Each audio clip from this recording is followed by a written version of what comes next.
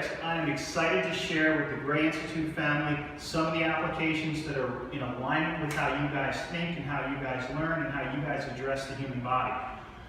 One of the first exercises that I want to look at is what we call our standing 3D groin. And the reason why we call it a 3D groin is because of the motion of the platform allows for us to hit multiple vectors of the tissue. Well, we get to do that by having the ground or the floor move for us. So as many of you have done in the true stretch, we're going to uncouple the hips by putting one foot on the Core-Tex and one foot up here.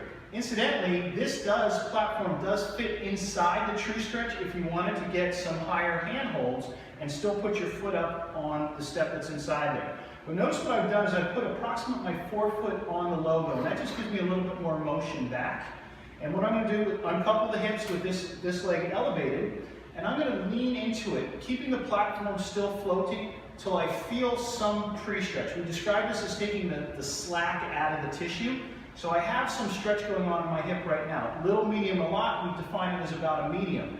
And once I'm here, staying nice and vertical, I'm going to keep my heel down because I want to integrate the ankle and the rear foot into everything that I'm doing with the hip here. And now I can take these motions. So for example, if I'm doing purely a sagittal motion, very common, I still get to lengthen and load the tissue at the same time. So we know that also from a hydration standpoint, as well as a neurological control standpoint, we've got some things going on here that are a little different than just holding it still.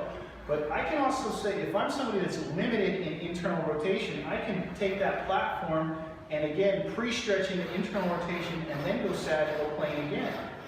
Or I could take kind of a circumduction-like motion and move in full circles like this, using the whole excursion of the platform that again is hitting that tissue in all different vectors. So if I'm here and I'm driving that with that heel down, you can also see what my ankle's doing. It's got to change what it's doing here. If I go like this, my rear foot is affected.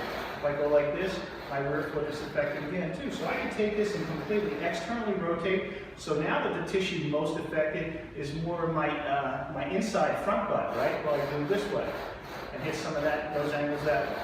So the opportunities to lengthen and load the tissue along multiple vectors are limitless. And ultimately, the user can find the positions and explore through those motions that they feel they need most. So for those of you that are working in a therapeutic session, this is something that patients and athletes can certainly do on their own without having to be manually taken through the stuff, because they can feel where they need it and they can explore and research those areas.